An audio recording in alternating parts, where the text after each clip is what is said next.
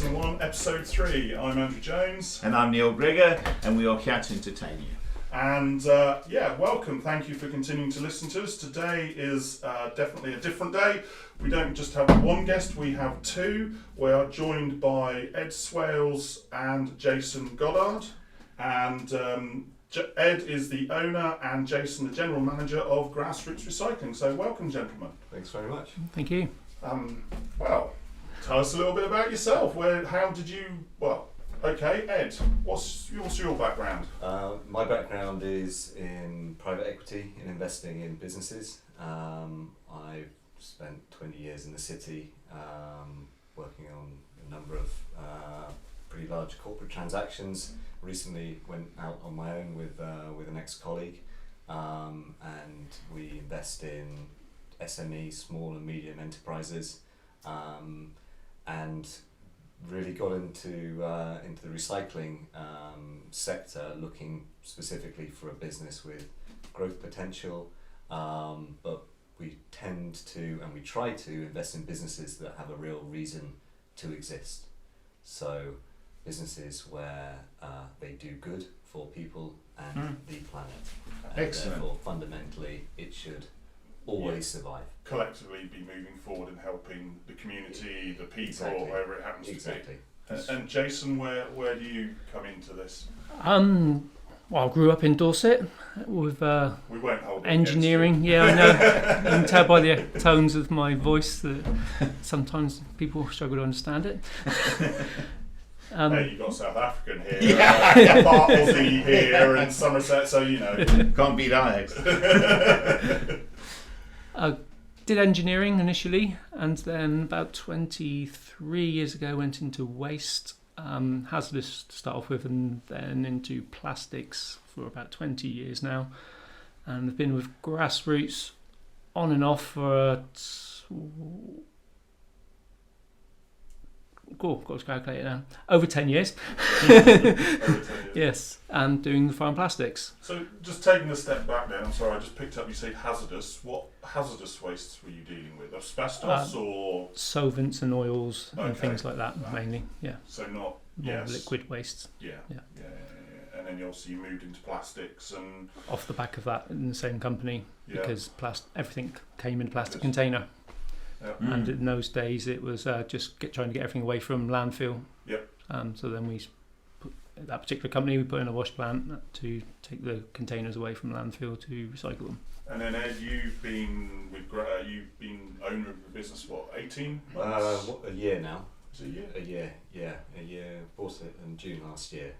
Okay, yeah. From a very nice man called David Jones, who was retiring. And is very well known in the Very agriculture well known. community around Yeah, here. and great guy. He didn't want to retire, but it got to the point where the That's farming full stop. pressures at home also wanted him, I believe, to retire. And we bought the business. With its site is in Warminster, or just outside Warminster. Yep. Dave ran a tremendous business that had been going for 16 years.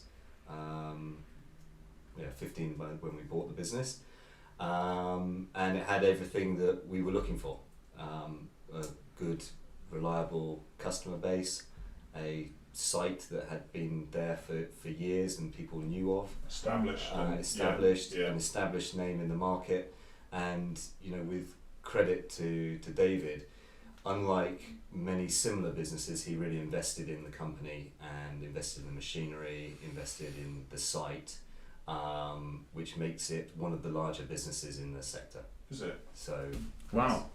that's the attraction. Because it's funny how we met ultimately, isn't it? We got introduced, our kids are at school together, That's right, we got yeah. introduced and we just got talking, and then this year obviously I've started the podcast and you mentioned something to me which we'll move on to. It's like, oh no, you can come and talk about that. That could be quite interesting, Yeah. and I think it will. So how has, well, probably Jason maybe ought to be the person to answer this one. There's the look on his face of terror.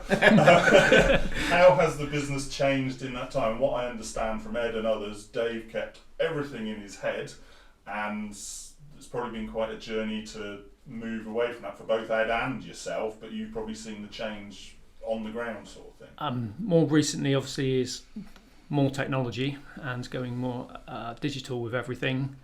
But as in from the start of how things have changed with how it's progressed from when we started from 2006 was when the burning ban come in, is what the recycling sector was built up from, the burning and burying ban. And so that was the stage of when farmers were all looking, what do I do with my waste?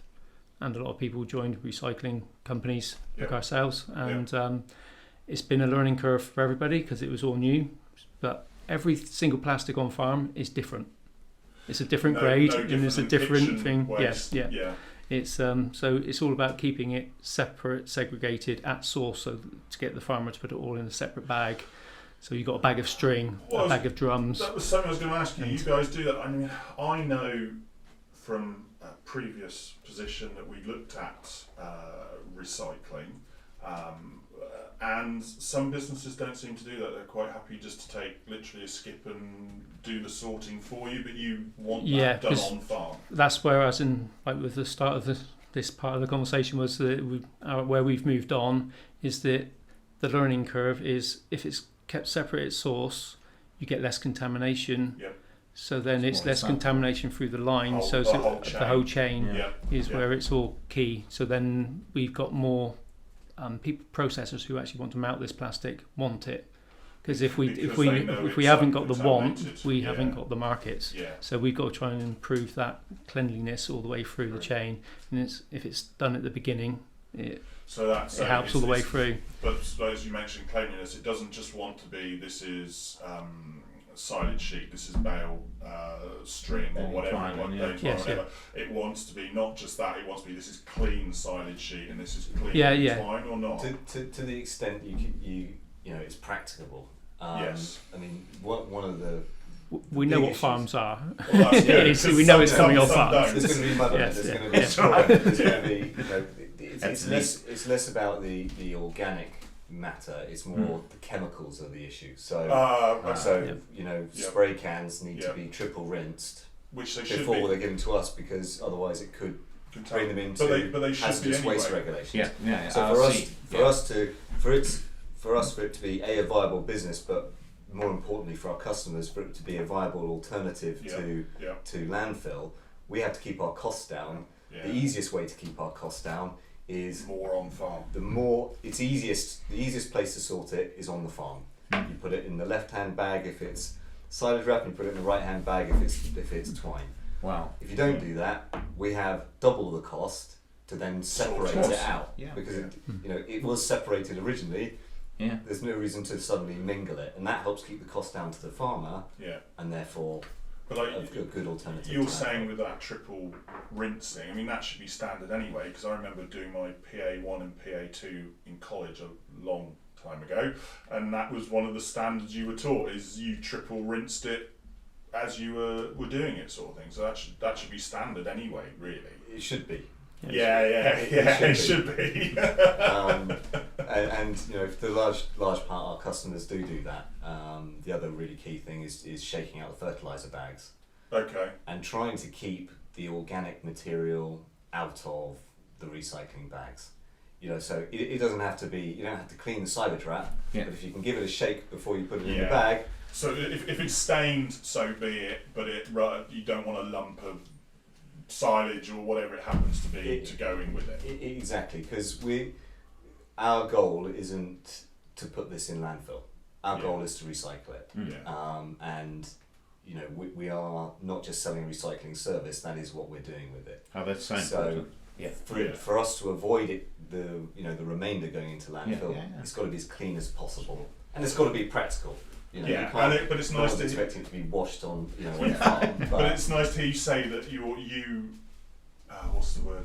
You're wanting it to be practical in the sense, because if it's not practical, no one's going to do it. Exactly. If you turn around and say everything has to be jet washed before you bring it in, it's just not going to happen. Exactly, and the farmers aren't obliged to recycle it. Yeah. They're obliged to dispose of it, responsibly and get a waste transfer note.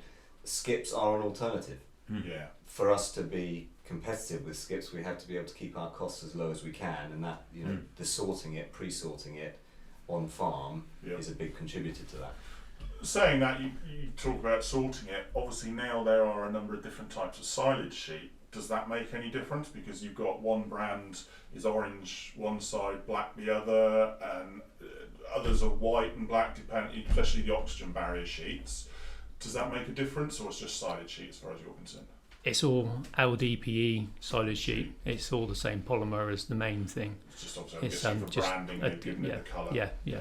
Because they say that, you know, particularly one of the well-known oxygen barriers is orange, and that's what makes it stand out. Yes. I mean, ideally, the wrap will be separated from the sheet. As in bale wrap. Yeah, exactly. Different plastic. Yes. It's still polyethylene, but one's linear low, so it's got a different melt flow. Okay. So when it goes through the next process, it makes a lot of difference. So through the heat process, wrap and sheet should be separate. Yeah. Okay. Ideally. And where does net come into it? Net's a troublesome. Jason's pulling faces over here. Not that you can obviously see it, but there's two different manufacturers. One makes it from polyethylene, one makes it from polypropylene. So there's one problem straight away because we don't know which customers come from. Yeah. And the other problem is it's all tangled up with hay and straw because however hard you try, it's impossible to get it all out. Yeah. And through the cleaning process, it has the same characteristics as the plastic of trying to separate it, similar density and everything. Yep. So it's more or less a waste to energy one. Okay. So that's a hard one. Yes, it is a hard one. But otherwise, what as it stands today, what do you recycle then? I'm off the top of my head, I'm guessing silage sheet, silage wrap, twine,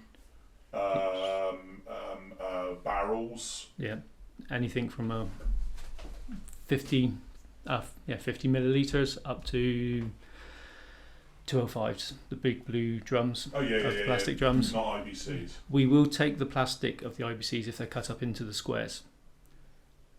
If you imagine it's got four sides, if they're cut into those like metre square sections. So effectively 6 sides. Yes. One, so it's separate, and two, so it's guaranteeing that it's been cleaned out, not some gooey gunk left in it. I was going to ask why. Again, because of regulations of how we can try and keep that to Is there control. anything you won't handle currently?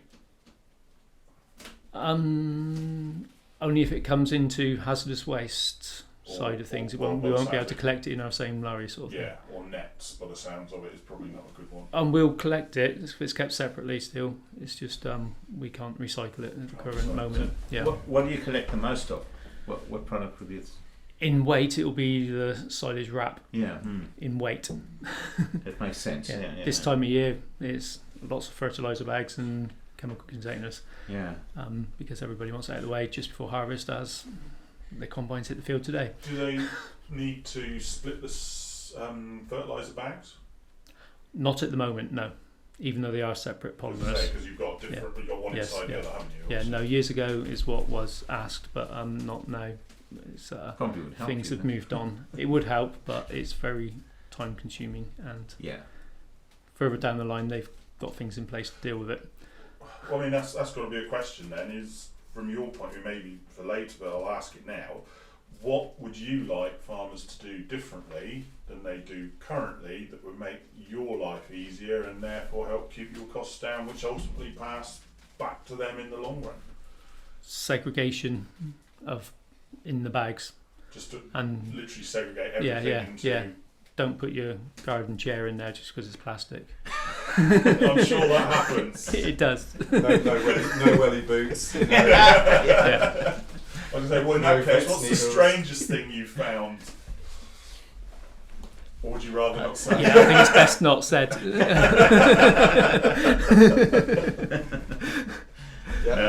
think it is segregation, and it doesn't take a lot of attention to detail, but simple things like keeping the caps separate to the spray cans, put them in a separate bag. That means they don't get lost on the floor, they don't end up in landfill. Most of the materials we collect can be recycled, and that's ultimately what our customers are paying Yes, for you and to do. wanting Yeah, to happen. Yeah. So any kind of separation that can be done into separate bags, we just ask our customers to put it into dumpy bags or into fertilizer bags. So the containers are on site already. Yeah. It's just try and have different bags for different materials. So you might have a dozen bags, effectively, what you're saying. Yeah. We can pick up 100 bags. You know, we can pick up 200 bags in a single collection. So it doesn't matter how many bags we get. It's As long as they're separate. as long as Yeah. it's separate. More So the better. ultimately, you don't need them necessarily labelled, do you? I'm guessing you just sort of go, oh, that's... Exactly. Yes, yeah. Exactly. There you go. So how far as a business will you travel? We travel down to Exeter. We have a site down in Camelford, which customers can deliver into, and so we drive down to Camelford to pick up and bring back to our site in Warminster. We'll travel to Oxford, Reading. We'll go down into West Sussex. Okay. So that's So all so from most of the south and most southwest, of the south really. and southwest. Do you ever go across the bridge at all, No, or no? no. Only just in Gloucester Just. area. Yeah. Just Just in say, which Gloucester area. depends which It is- side. We yeah. go around. Yeah, it has to be Yeah, used. Keep as close to the water as possible. You know, I think as our business grows, we will, Yeah. expand into Monmouthshire. But what we're trying to do is manage the growth of the business, because it's all about the customer service at the end of the day. Well, and We need to be able to especially deliver. as it's been, as you say, a year, you've got to consolidate what's there, and as you say, move things on from where they were in terms of whatever you want to implement in terms of technology or whatever it happens to be before you then move on again. 'Cause Exactly. if the service isn't there, you're not going to keep people. That's are you? right. That's Mm. right. I mean, moving on then from that, something you said to me, Ed, that I really want you to explain, because I'd never heard of it and I've mentioned it to several people since. You said to me there's going to be a new standard equivalent to red tractor called the green tractor. Yes, that's right. So I've never heard Neil, and No, I've never spoken heard to of it. several other people in the industry and they've just gone, yeah. Yeah, so a couple of years ago, the 5 largest collectors in the country got together and set up the Green Tractor Scheme, Right. with the goal of increasing recycling in agriculture, educating the farming communities to help to present materials to recyclers to keep costs down, Yep. and essentially improve the volume So and it's, B, it's, the it's, an, proportion of plastics that get recycled. it's an industry standard rather than a government Yeah, so standard. the collectors have set it up to become an industry standard. We are working with corporates as well, so working with the entire ecosystem, right from ourselves as collectors, farmers as our customers, the recyclers that we deal with, and ultimately we would like to have on board, supermarkets. Yeah. Just as you'll see a red tractor stamp, but ultimately we'd like to see a green tractor stamp on to show customers that are buying the food that it's all the waste and as part of the process is responsibly dealt with. And all farmers who are customers of the collector members of Green Tractor Scheme are Green Tractor Scheme members. Right. So they're able to display the fact that they dispose of their waste with Green Tractor collectors. With the goal of the scheme is to help our farming customers and improve recycling levels and increase recycling levels I was going to through say, education primarily. yeah, I was going to say, where is it now? Because if you're saying this happened 4 or 5 years ago, and I'm sat here going, well, I've never heard of that, and I'm in the industry, then where is it? It started 2 years ago, and it's only the last 6 or so months that we've all decided to push it. It's not for profit. Yep. So the collectors aren't making money from doing this. Ultimately, the collectors will make money as more people recycle. Yeah. But our goal is to increase recycling and educate farmers on the benefits of doing it, because every tonne that's turned away from landfill is good for everyone. Exactly. Customers at the supermarkets as well as our farming customers. So any of your existing customers potentially, well, not potentially, are a member of the Green Tractor. Yeah. whether they know it or Yeah. not. Yeah. And what? So ultimately, as you say, they'll be able to get from you or something, a sign that they can put up on the dairy or whatever it happens to be, and say we are a green tractor site. Absolutely. Anyone who wants to, we can provide them with a certificate showing that they're a green tractor member and that they've they recycle. They can put that up on their farm and they can show it through Red Tractor Scheme and I was going to say that was going to be my next question. Are you therefore talking to people like Red Tractor to try and get its inclusion in? Yeah, we are. Red Tractor currently is you just have to have a waste disposal ticket, isn't it? As you say, could be skip, could be whatever. So you are currently talking to Red Tractor. We've been having conversations with Red Tractor. I mean, we haven't joined up with Red Tractor yet. Yep. Ultimately, it'd be a great thing to do. Yep. But nevertheless, I think for our farming customers, it's as dealing with green tractor collectors means that they are disposing of their waste properly. Yes. And what we're trying to do with Green Tractor is raise the standard of collection across the board throughout the country so that there's a minimum standard expected to be a green tractor collector, and therefore which is that fair then enough. passed down to farming customers. And being not for profit, there's no levy applied to any of the products, which we understand that there's another scheme out there, APE, which last year certainly there was a voluntary levy passed on to farmers for silage wrap. Farmers should ask the question if they're paying a voluntary levy and what's involved in the cost of their silage wrap, because the vast majority of the country is served by the collectors. The five you've mentioned. The five and many others. There's some 20 odd collector members of the Green Tractor Scheme. Yep. So it's grown from the original. Exactly. So whether so it's Solway, AgRecycle, Emeraldar Recycling, Farm Access, Grassroots, the larger players, but then there's a whole host of other collectors that are members of the Green Tractor Scheme, and it's the bulk of agricultural plastics recycling in the UK has been managed over the last 15 years by members of the Green Tractor Scheme currently. In Wales there's another large collector, Birch Farm Plastics, which is a fantastic business. They're not currently members of the Green Tractor Scheme, but we hope they'll come on board soon, and that's essentially the whole UK covered. So I think our farming customers, when they buy the wrap, should question if there's an environmental contribution on that wrap and what's happening to that environmental contribution, because Green Tractor, we're not involved with that in the Green Tractor Scheme, so we want our customers to be paying twice. Yeah. Or to think that they're paying for Green Tractor when they're not. Exactly right. Yeah. Exactly right. Because once you've got it, I guess, where does most of it go? I mean, you've mentioned different people you deal with, but does the silage wrap go back into the silage sheet business? Does it? Where do most of your products end up going? Do you know, or is it you then sell them on to somebody else, or? So we know where some of it ends up. If you take silage wrap, one of the silage wrap manufacturers also has a large recycling plant or two, or maybe even three recycling plants, who we supply the material back to. And so then it goes back into their process. How much that ends up back in silage wrap, I couldn't tell you. That's might go to bin liners or whatever else it is, but it is being responsibly recycled. That's for sure.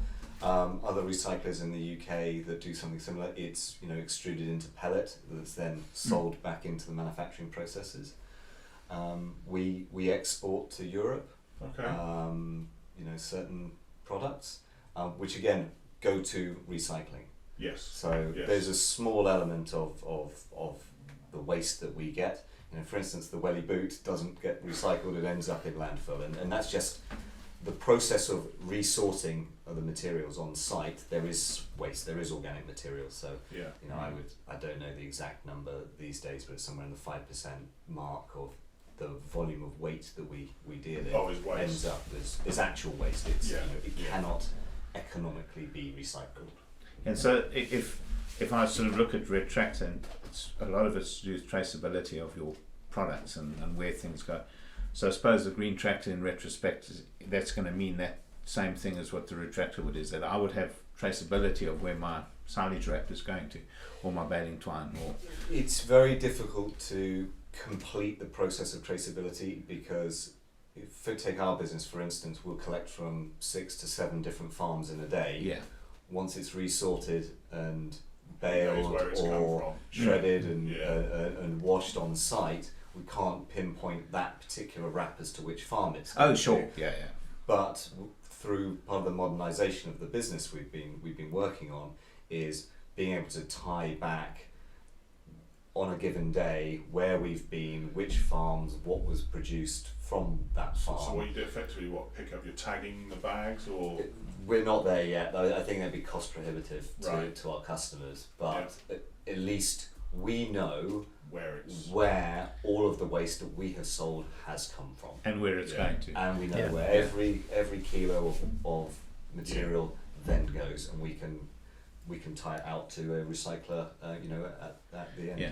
So it's all, which I suppose is, I think that's going to become quite important in the future. I was listening Yeah. to the news and the things they were talking about, and where recycling was ending up in China and some other places, and they were just talking about it, and I thought traceability, like what we're speaking about, you Yeah. know where your stuff's going, you know Yes, what they're yeah. doing with it, you know that it's been recycled and this goes down the right avenue. Exactly. So it becomes incredibly important to get that Green Tractor. It does, doesn't it? Because you hear stories how true they are, that it's Yeah. going to recycling, it ends up in somewhere in the third world. In Well, they were saying that on the news and- yesterday. Yeah. You don't. If it's going from your own point of view, whatever. If you putting it in recycling, like me with the kitchen waste out there, and you put it in a recycling bin, that's where you hope it's Exactly, going. yeah, exactly. You're doing Yes, it because that's what you're hoping it to be, and it's Yeah. the same with that.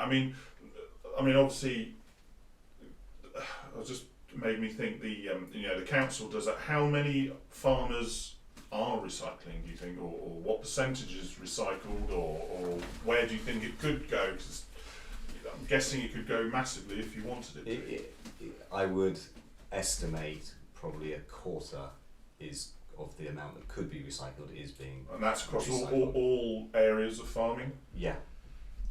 Is one particular sector better than another? Well, that's a difficult.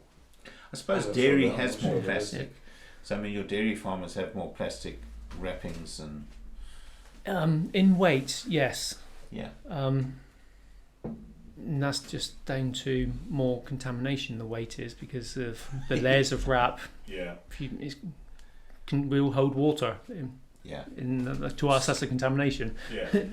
It's Yeah, So if you take is- silage wrap, for every ton of silage wrap bought, Yep. roughly 2 tons of weight is collected.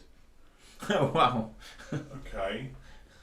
So it is heavily contaminated it's heavily contaminated. because we get all these numbers back from like the wash Yes, plants where yes. it goes, Yeah. where they monitor it all. And some companies where you're saying people collect it all mixed up, Yeah. their contaminations are even higher, Yes. so they're less favourable at these wash plants Sometimes though, for I the think, loads to go in. I think it's education on farm from the other point of view, because I won't embarrass them by saying who they are, but I was dealing with a client, and I was talking about those oxygen barriers. They're just one sheet combined, that's it. So I was on farm talking to them, and we were talking, they said, well, we do cling film, then we do new sheet, then we do old sheet, then we do old sheet, then we do old sheet, then we might do another old sheet, and then we put the net on top. And I'm like, why? And they're like, what do you mean? I said, well, this one sheet, that's it. They're like, one sheet, that's all we need. Yeah, you don't need to keep putting all these old ones on and everything like that. And they're like, oh, so they tried it, and they're like, right, we're not using anything else again. We've had, less waste, we've had less messing around, we haven't keep messing around pulling sheets and risking putting holes in, all of these things. So the ways on farm people can use less plastic as well themselves. And I certainly know the brand was mentioning earlier, the orange sheet, and I've seen it on farm. Their original oxygen barrier, which not the combined one, but they've now got a net that's UV. So instead of an open weave like a lot of the silage nets, is really tight weave, and you can use it on something that you only sheet once, so maize or whole crop rather than grass. You can put on this the orange sheet, the thin orange sheet. You put on this net on top, and it has to be this closed net for the UV. And I've seen it, and I think they're claiming it's 70% less plastic used, and there was no waste on the top of this maize at all. So again, there are ways on farm things can be done less, as well as more clamp, less bales. That's a big contributor. Some people like bales. Well, I mean, bales have a management purpose, and some people just prefer them for other reasons. But no, you're right. Clamps would use a lot less plastic as well. But and again, where practically possible, as you said earlier. So it's. But I agree that would make sense. Have you found a decrease in plastic on farms over the years? Not really. No. Not practically possible. I think it's more. Even though like the clear sheets there for the silage, people are still putting a couple of layers on top. As I mentioned. Because we'll get it, and you'll see where they've literally just cut a line off and rolled it up and put it in the bag. So you'll see literally the 2 or 3 layers of what they've and then the contamination is even worse, and then it's more of a problem. Between layers, I'm guessing, like you're saying, water. Yes, and Whereas if you've got the one sheet, you haven't got that the much. same way, have you? Tend to find the bigger the farm, the more contamination you get, because they're using bigger machinery instead of physically getting out there and cutting it off. They're just trying to grab it with a grab and getting half a ton of maize with it as well. not to sound old, it's probably as much because you've got staff doing it rather than the farmer himself doing it, maybe, whereas on the smaller farm probably doing it themselves is possibly a bit more care. I don't know. I was just, from my own experience, I would say that's usually what happens. It's staff rather than. But don't get me wrong, there are some cracking staff out there. Yeah. It just needs feeding down the chain what needs to be done. Yeah. And ultimately, hopefully that's what we want today to be, is you say what do you want from the farmer as much what can you do for the farmer, is what makes your life easier, therefore keeps your costs down, which therefore keeps their costs down, and is a win-win for everybody. That's it. Right. I mean, to increase recycling, the cost needs to stay as a good, viable, low-cost alternative to skips and landfill, ultimately. To achieve that over the long term, the cleaner and the more separated, the better. It can't be too separated, and it can't be too clean, and that's ultimately over the long term that will keep the cost down for everybody. And the end result of the product that we take in gets recycled. The recyclers, they're large, plants there, they want it as clean and as separated as possible, because it breaks machines. If there's stones in the silage wrap, that goes through a machine at some point and causes considerable damage. And so to keep the cost of recycling down, it feeds through the chain. It sounds almost like, in the way our kitchens have changed in the last 10, 15 years, we never used to have recycling bins, didn't used to have food recycling, you know what I mean, all of these things. So you go in a lot of old kitchens, it's where do we put all these different bins? Modern kitchens almost sounds like farms almost need to have a dedicated recycling area. That is where your waste goes, and that's for that piles, like you're saying, that piles that piles that piles that, much as we do now. We've got a food recycling bin, we've got a plastics and paper recycling bin, and then a general waste bin. It sounds like almost farms, you don't see it, need a dedicated area of effectively different bins for things. That's right, and that's something that Jason and I have been working on, is developing a bin system. Right. There is one out there in the market, Solway, who are based up in Scotland, but also in other parts of the UK. They have a system. We've been developing one as well to help keep the farms tidier, and also give that place. Around the back of the barn, you could have 6 different bins that hold a dumpy bag. And you can just place it in, and keeps everything tidy. I was going to say, would that mean, in what way that would replace like the old fertiliser bag that you mentioned? No, you'd be able to use the fertiliser bags as the bin liner. Yeah, that's the other thing. So effectively, you'd hook the bag onto it. Exactly that. Yeah. And then that just helps keep everything clean, tidy, easily separated, and everyone knows where, especially on larger farms where you have Multiple staff there. Yeah. You know, they will know what goes where. No different to trying to get our kids to put it in the right bin at home. Yeah, and preferably somewhere then that it can dry out, that you don't have water contamination once you've put it in the separate bins. Exactly. And so exactly what you were saying, it comes to you in a decent condition. It's we With- really need to get this out to our farming community, that they can actually start. Oh yeah. I mean, it's On the vital. arable farm, it's a lot easier because they'll have the chemical store, Yeah. Yeah, and yeah, they'll exactly. come round to there, and then they'll fill up the sprayer there, So, drip all into drums. So they just have a bag there and done. Yeah, Fertilizer bags, you take them out by the trailer load, so you just tie them up in a bundle and bring them back to where you store it all. But on livestock farms, it's a bit trickier because you're taking things to different places. But you normally enter a building by the same doorway. So instead of cutting up the wrap off and chucking it on a pile by the doorway, you just need to have a bag tied up there and put it exactly. Yeah. Yeah. so you're not handling it twice, Yeah. which then in turn cuts down the contamination because it's not been on the floor again. And then whatever it just yeah, made Or me wet driven over a few floor. times and Yeah, everything I mean, like it's that. an Yeah. extreme example, but I remember growing up as a child, we had an old grain dryer, and for years and years and years, every bit of twine, every bit of netting, everything was just thrown in this grain dryer because, well, what else did you do with it? I mean, we're talking 30, 40 years ago now, and then when the grain dryer got sold, it all had to be emptied out, and you can imagine that was quite a job with, Yeah. you know, inches, feet of just of twine. All tangled up All nicely. tangled up. Yeah. Yeah. We did find a solution for it. It makes fantastic fire starters. So if you ball it up into a very small ball and you put it in the fire and you light it. I think we're saying the That's wrong the thing better. on this for Yes, that. recycling here, Neil. But, When you want a barbecue. but, I you, come from South Africa, that's all we do. but you were saying for every ton of plastic that goes sold out, you get 2 tons back. But what wrap, or was it a sheet? Yeah. sorry. That's right. What Yeah. percentage of that might be tonnage, so you're getting it double back in weight, but what percentage of what's sold are you getting back? Is it 50% of the wrap that's sold comes back as recycling, or is it 25? Is it 80? It tends with silage wrap. It tends to have a 60% contamination rate. Yeah, not So not when the, it's not as the in But contamination rate, of the virgin product sold. Yes. Yeah. If you If buy 100 10 if tons. 100 tons, Yeah. if 100 tons is sold, you're saying effectively you're getting 200 back because of contamination. But is it 60% of I what was sold? I is don't know the recycled? exact number, but I would not be surprised if it was a quarter of it. Okay. So there's still a lot of burning that happens.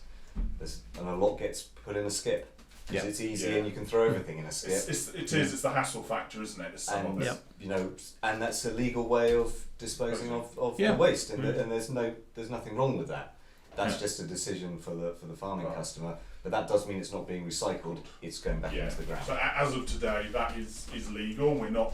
It's illegal, dissing and that we at don't all. know what percentage is Yeah. actually going straight into landfill via skips. But It's obviously, a big number though. but obviously from environmental, from all sorts of different factors. No different. We're just talking about the kitchen waste increasing all the time. And household waste, we want that to be happening on farms. So whether it is 25% now, we want that to be 50, 60, 70, 80%. And that's what the green tractor scheme is working towards, is to Yeah. try and divert from landfill. Yeah. You know, educate the farming community that there is a really viable low cost alternative, which is to recycle it, Yeah. and it does get recycled to a Yeah. large degree. You Yeah. know, so customers aren't just paying to have it picked up and think it all just goes. We're putting into landfill. We're Yeah. trying our hardest to recycle every bit Yeah. because it costs us to landfill. Yeah. Right. So- okay. Yeah. Your business is built on Or not. recycling, and Yeah. and if you've got a landfill, you've got to bear that Yeah. cost. Yeah. And ultimately, it's doing the right thing. I think Yes. most people want to do the right thing, and it's Yeah. just making it as easy as possible to do the right Absolutely. thing. It is, because it's hassle factor at the end of the day. If it's hassle, people don't do it. But if it's easy, people will do it. Yes. But like you're saying, what you guys are working on is somewhere that they can put it into separate bins and have a system going, and then hopefully one day we'll have to be able to clean it and give Yeah. it to you in a form that you can actually recycle it, Yeah. and hopefully that will happen. it's taking time. I mean, the market's developed a lot over the last 15 Yeah. odd years. I think we're seeing now, a real drive, certainly for the various government agencies towards necessitating Yep. recycling. But I think ultimately, social awareness, people are much more aware that it is an alternative. Where 15 years ago it was, what should we do with it? Because we can't bury it or burn it. No. Yeah, Exactly. and it's almost it's horse and cart in some ways. You've got to have the market for it to sell on to, and then it just slowly snowballs, doesn't it? That's right. The more value you can put on it, the more we're going to do with it, and the more. That's it. And the lower the cost it is to our customers. Yeah. Ultimately, it's about keeping the cost down at the point of use. Yeah. So, any last words Yeah. of advice, or I don't know, words of Philosophies wisdom? Phone Grassroots Recycling. Yeah. Hey, this is not we supposed to be an advertisement for you. I'm happy with it being an advert. I want this kind of thing in our world. No, in all honesty. Yeah, no, seriously. Get onto the internet, get onto Google. Yeah. It's not just businesses like us at Grassroots. There's the collectors throughout the country. Look up Green Tractor Scheme. Yeah. There's an alternative way of dealing with the waste. So, I think. On the Green Tractor Scheme website, there is a map showing different recyclers in your area. In different So- areas, so you can soon find who they are. So you in can your see area. who's Yeah, close to you. Yeah. That's so important. That's good. Anything else from yourself, Neil? Oh, thank you guys. That was absolutely Thanks brilliant. for having us. Yeah. No, It's been good. that Fantastic. has been really good. Really pleased that Just we what- yeah. bumped into each Yeah, other at school. exactly. And Just got what we were talking. hoping. This is what we're hoping for. It's bits like that. So yes. Other than that, I think I'd like to thank Ed and Jason for coming to talk to us today. It's Yeah. been absolutely fascinating, and I hope our listeners will take something from it, because ultimately this is about just making people think. Yeah. And this is definitely should make people think about what they're doing. Is there something they can do better? Recycle rather than skip, basically, is the message, isn't it? It is, yeah. So that's good. So I'd like to thank Ed, I'd like to thank Jason, I'd like to thank Neil, I'd like to thank you, our listeners, so thank you very much. If you'd like to get in contact, email us as per usual, podcast@ChewintheCud.com, or you can now follow us on Twitter @ChewintheCudPod. So other than that, thank you very much everybody, and I hope to speak to you soon. All right, thank you, goodbye.